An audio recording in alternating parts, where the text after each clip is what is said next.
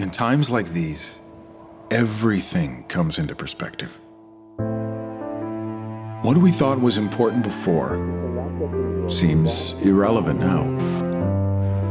And what we took for granted all along grows more clear, meaningful, and vital. As we shut ourselves inside for the greater good, we start to see who the real heroes are. The heroes of today aren't wearing capes. They're wearing scrubs and face masks, uniforms and badges. They're out there driving trucks, making deliveries, cleaning our cities, fulfilling orders, and restocking our shelves.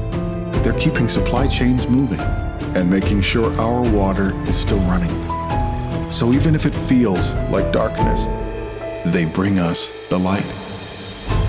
They're putting themselves at risk to do what needs to be done, to give us hope, to give us a fighting chance against this. The truth is, the world has overlooked them for far too long. But we know they're not just essential, they're fundamental. And right now, their dedication is the only thing keeping our world spinning. To all of these heroes on the front line, we see you, we hear you, we thank you.